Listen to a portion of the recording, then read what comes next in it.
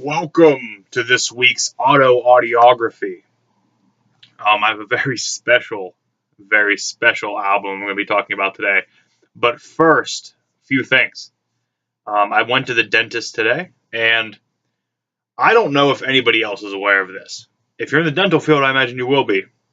There is a light that they can shine inside your mouth to tell you if you have mouth cancer. Why don't we jack that thing up and put me inside of it and tell me if my whole body has cancer? By the way, my mouth is clean, no cancer. My dental hygienist used it, and then she told me, as I told her I was so nervous this was happening, she says, make sure you brush your tongue. And I said, oh, well, hold on. Do I have mouth cancer? And she said, no cancer. I said, don't you dare bury the lead on this thing. I said, you tell me if I have cancer first, and then you tell me to brush my tongue, whatever you want me to do. You don't bury the lead. I was furious. And then on cloud 9, nothing could bring me down today. No mouth cancer. I'm solid. I'm good. Also, no cavities. So we're looking good, guys. It's a good day. No mouth cancer, no cavities. Can you go wrong? Can anything bring me down? No, it can't. So, to the album. This album is very special, and I guarantee you a lot of people have opinions on it already. If not opinions on it, opinions on the artist at least. Today's album, for this installment of AutoAudiography, as you could probably tell by the title, I don't know why I'm acting like it's a surprise, is Kid Rock's Devil Without a Cause. Now, I know what's going through your head, but you need to hear me through. And yes, this isn't a prop. This isn't just a picture I printed out. I own this on vinyl. I purchased this on vinyl. There's the front cover, the back cover, and it's a 2 LP set on gorgeous, yeah, I said it, orange vinyl. And I couldn't be happier about finding this. I'm pretty sure the orange is an FYE exclusive color. I've been looking for a colored version of this. I didn't want to get just the plain black wax. I wanted a colored version. So I did find this in store. I didn't order it online. I found this in store. And let me walk you through what this album means to me. Point blank, this CD, the CD was the first record or the first album I ever purchased myself. The first thing I ever said, I want that. I want to listen to that. Now, could we say that it may have been a poor choice? At the time, no. I think I bought it at. There's one of two options. I think I might have two. I might have had two copies.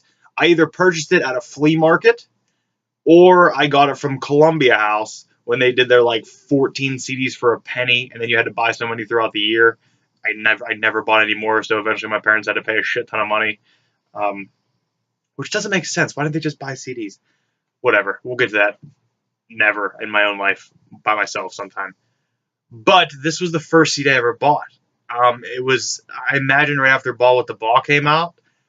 This is Kid Rock's fourth album, by the way. I didn't even know Kid Rock existed before this. I want to find his. I don't know about find. I want to hear his other albums. I think I wouldn't mind buying them, but I don't want to pay a lot of money for them. But I would like to hear his older albums and see what they're all about. I know the first one was actually produced by Detroit rapper Too Short. But I don't think I need to explain who Kid Rock is. He's the rock and roll Jesus, guys. That's what he called one of his albums, Rock and Roll Jesus. But this is when he was just trailer trap. Let's be honest, Kid Rock doesn't live in a trailer anymore. But this is when he was still an on the streets trailer kind of guy, I guess. I guess he would have made some money already. 4 albums in, you're still doing it. You had to make something. But Ball with the Ball came out. This album came out in 1998, I believe. Yes, it did. 1998 on Atlantic Records. And after buying the album and enjoying it by myself, actually enjoying a CD, enjoying music that I wanted to listen to, that I chose myself. It was kind of a, and don't get me wrong, I was probably heard Kid Rock on the radio before this, and then I just the cover drew me to it. Something drew me to it, but I would have picked it up in 98, 99, so I would have been 8 or 9 years old. Um, and then after that, he came locally. And this was huge because no bands came locally for probably 8 years at that time. There's a it's called the War Memorial, and it's actually where the film Slapshot was filmed. If you are familiar with that, um, but the bands used to come there all the time. I mean, everything: Kiss, Judas Priest, Poison, Queensryche, all kind of bands used to come there, but nobody big really came there. And when Kid Rock was coming there, my mother got tickets.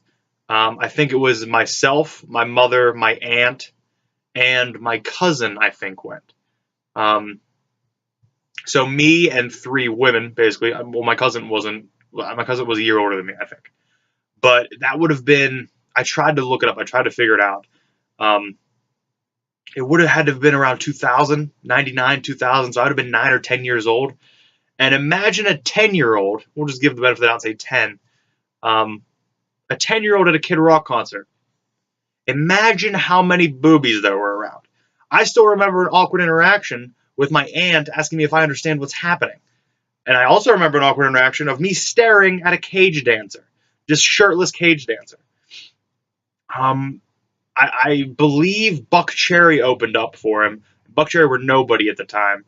Um, it was right after Joe C died, so they had a tribute in between sets for Joe C. I believe Uncle Kracker was promoting his album at the time as well, so they may have played Follow Me and then another album off Uncle Kracker's album. Other than that, Kid Rock played this whole album straight through, except for I Am the Bull God. He played every song except for I Am the Bull God, I believe. And it was a magical moment for me. It was my first concert, from the first CD I bought to see the first concert, and it was just, I just realized I loved music. Music was always in my life because my dad was in a band, and he was always listening to music, and it was the classic rock. This was my first time away from that, and it made me venture into other things. The Kid Rock being the rap metal, if you want to call it that. It made me venture into hip hop. It made me venture into some rap. It made me venture into heavier music. Ball with the Baw was my favorite song on this album because it was the heaviest song on the album. The way I can explain how I got into heavier music apart from Kid Rock is my dad introduced me to all the classics. And say your 2 tent posts or your put it this way, if your 2 posts holding up your clothesline are Led Zeppelin and Black Sabbath, I leaned towards the darkness of Black Sabbath and then wanted darker. I got heavier from Black Sabbath. But Kid Rock opened up my mind to other things and to experimental things. And to the point where I was probably listening to things I probably won't even understand today.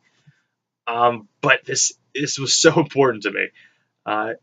After my first concert, I knew that that's a feeling I wanted. When you're at a show, or you're at a concert, and you just feel the bass in your chest, and you get closer to the stage, and the bass is just taking your breath away, and you think you might be having a heart attack, but it's also a euphoric feeling.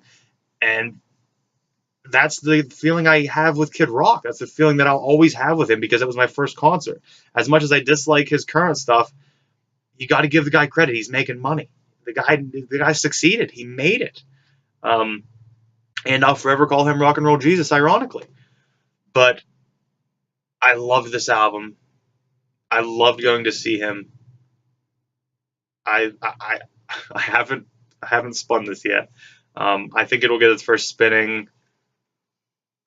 I was digitizing my collection in order, but this one may jump up and go in there because there are some songs on here I want to hear that I haven't heard in a while. Black Chick, White Guy, Where You At Rock, Fist of Rage, Welcome to the Party, Ode to the Old School. Like, these are some singles. Well, I guess they're not really singles. These are some songs that I haven't heard in a long time. And I wonder what the nostalgic feeling that it's going to bring back will be. And I'm super excited for it.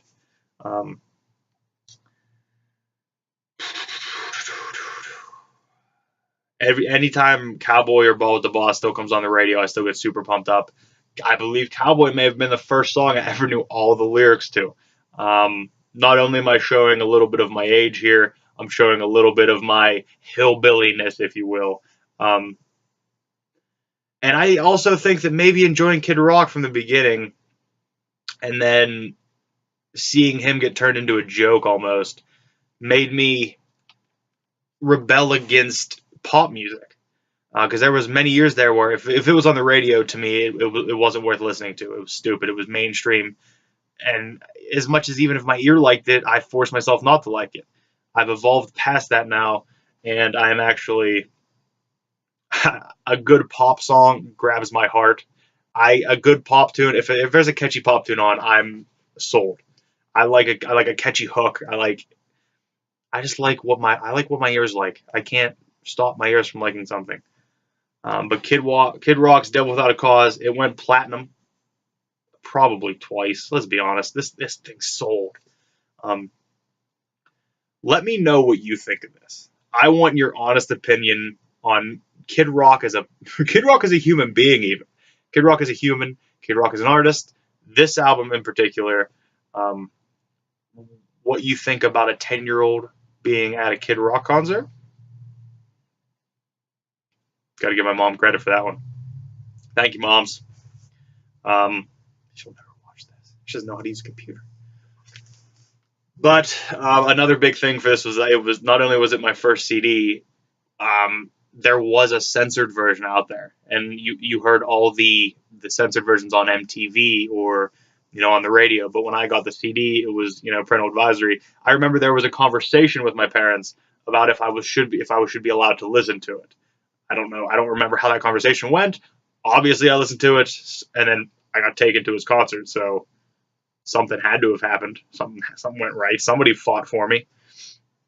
But yeah, Kid Rock Devil Without a Cause means a lot to me. Um, First album I ever bought. First concert I ever went to. I'm not ashamed. Not ashamed. I'm very comfortable where I am now. Kid Rock helped me get there. I will never have a regret on something that made me who I am. Thank you for watching.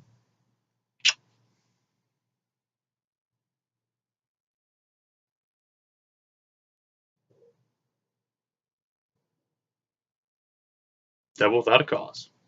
Going platinum.